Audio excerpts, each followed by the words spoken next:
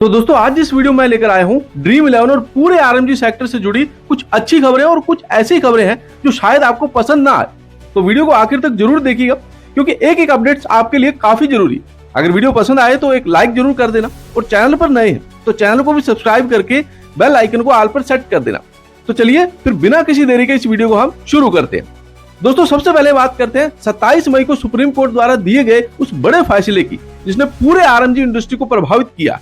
Court ने कहा कि आरएमजी सेक्टर पर जो बकाया जीएसटी की गणना होगी वो रूल ए से नहीं बल्कि रूल बी के आधार पर की जाएगी। इस फैसले से कंपनियों को थोड़ी राहत तो मिली लेकिन पूरी राहत बिल्कुल भी नहीं मिली क्योंकि बकाया जीएसटी की रकम अब भी बहुत बड़ी बनी हुई थी। और इसके अलावा सबसे बड़ा झटका ये रहा कि 28% जीएसटी को भी सुप्रीम कोर्ट ने बरकरार रखा और इसी वजह से आरएमजी इंडस्ट्री लगातार सरकार और कोर्ट से राहत की मांग कर रही थी। उम्मीद थी कि 16 जुलाई को जीएसटी काउंसिल की मीटिंग में जो सेक्शन 11A के तहत बकाया जीएसटी कुछ राहत मिल सकती है, लेकिन ऐसा कुछ भी नहीं हुआ। इस मीटिंग में आरएमजी सेक्टर को कोई अतिरिक्त राहत नहीं दी गई। इसके बाद में बड़ी बड़ी ऑनलाइन गेमिंग कंपनियां जैसे कि हेड डिजिटल प्राइवेट लिमिटेड हो गई, गेम्स 24x7 हो गई और जंगली रमी एक बार फिर सक्रिय हो गई। इन सभी कंपनियों ने मिलकर 27 मई वाले सुप्रीम कोर्ट के फैसले पर पुनः विचार करने की मांग करते हुए रिव्यू पिटीशन दाखिल कर दी। यानी कि मामला अभी भी खत्म नहीं हुआ और आने वाले समय में इस पर फिर से सुनवाई हो सकती है। अगर इस समय आरएमजी सेक्टर के सबसे बड़े मामले की बात करें तो दो मुद्दे सबसे अहम है। पहला मामला जीएसटी का, जिसमें एक तरफ बकाया जीएसटी के विवाद है और दूसरी तरफ 28% जीएसटी को लेकर के लड़ाई जारी है। दूसरा मामला है प्रोगा का, जहां पर यह तय होना है कि आरएमजी यानी कि रियल मनी गेमिंग को किस श्रेणी में रखा जाएगा। ये गेम ऑफ स्किल्स है या फिर गेम ऑफ लक, इसका फैसला प्रोगा की सुनवाई में होना है। तो दोस्तों प्रोगा मामले की अगली सुनवाई 5 अगस्त 2026 को तय की गई है, लेकिन मुझे पर्सनली ये लगता है कि शायद उस दिन भी इस मामले को टाल दिया जाएगा क्योंकि फिलहाल सबसे बड़ा और सबसे महत्वपूर्ण मामला जीएसटी वाला बन चुका है। सुप्रीम कोर्ट का फैसला आने के बाद भी आरएमजी इंडस्ट्री उससे संतुष्ट नहीं है और इसी वजह से रिव्यू पिटीशन भी दाखिल की जा चुकी है।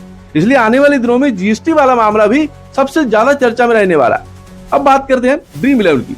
अगर आप ड्रीम 11 ऐप को खोलकर ओडीआई वाले क्रिकेट कॉन्टेस्ट को देखते हैं तो आपको 4 बड़े कॉन्टेस्ट दिखाई देंगे। अब आप कहेंगे कि इसमें नया क्या है, ऐसे कॉन्टेस्ट तो हमने पहले भी आते थे। लेकिन असली बात प्राइज स्ट्रक्चर में। पहले कॉन्टेस्ट में अगर आपकी रैंक 1 आती थी तो आपको लगभग 2.5 लाख रुपए मिलते थे। उसके बाद में कुछ चुनिंदा रैंक वालों को 10-10 हजार रुपए और उसके बाद में 1-1 हजार रुपए और बाकी जो कुछ लोग हुआ करते थे उनको 10-10 रुपए छोटे मोटे प्राइज दिए जाते थे। अब ये कॉन्टेस्ट फिर भी किसी हद तक ठीक लगता है, लेकिन इसके बाद जो 50,000, 25,000 और 10,000 वाले 3 कॉन्टेस्ट हैं, इसकी हालत देखकर सच में हैरानी होती है क्योंकि इसमें पूरा का पूरा एक बड़ा प्राइज सिर्फ फर्स्ट रैंक वाले को मिलता है। और आप खुद जानते हैं कि ड्रीम 11 में फर्स्ट रैंक लाना कितना मुश्किल होता है। कभी कभी तो ऐसा लगता है कि पूरे परिवार के लोग भी अगर मिलकर टीम बना लेना तब भी फर्स्ट रैंक लाना आसान नहीं है। सच कहूं तो ऐसा लगता है कि जैसे ये कॉन्टेस्ट सिर्फ दिखावे के लिए बनाए गए। टीम तो लाखों लोग बनाते हैं लेकिन फायदा सिर्फ एक इंसान को मिलता है, बाकी सब खाली हाथ रह जाते हैं। तो मेरी राय में अगर आप ड्रीम 11 अभी भी फ्री टू मॉडल में चल रही है तो ऐसे कॉन्टेस्ट लाने चाहिए जिनका फायदा ज्यादा से ज्यादा लोगों को मिले। जरूरी नहीं है कि हर किसी को हजारों रुपए मिले, लेकिन अगर पार्टिसिपेट को 1 या 2 रुपए या 5 रुपए भी मिल जाए तो लोगों को लगेगा कि उसकी मेहनत की कुछ वैल्यू है। सोचिए भाई कितने लोग 30-40 टीमें बनाते हैं, मतलब 1.5 घंटा सिर्फ टीम बनाने में चला जाता है और उसके बाद में अगर 10 रुपए भी ना मिले तो जाहिर सी बात है कि निराशा ही होती है। इसलिए उम्मीद यही है कि ड्रीम 11 आने वाले समय में ऐसे फ्री टू प्ले को लेकर के आए जहां पर ज्यादा से ज्यादा यूजर्स को फायदा मिले, ना कि सिर्फ फर्स्ट रैंक वाले को। फिलहाल इस वीडियो में बस इतना ही। अगर आपको ये जानकारी पसंद आई हो तो वीडियो को लाइक जरूर कीजिएगा और ड्रीम 11 आरएमजी या जीएसटी और सुप्रीम कोर्ट से जुड़ी हर एक छोटी बड़ी अपडेट्स सबसे पहले पाने के लिए चैनल को भी सब्सक्राइब करके बेल नोटिफिकेशन को ऑल पर सेट कर दीजिए। फिलहाल इस पूरे मामले पर आपका क्या कहना है? या ड्रीम 11 या फिर माई 11 सर्कल जैसी फैंटेसी ऐप बैन होनी चाहिए या फिर नहीं? हमें कमेंट करके जरूर बताइएगा।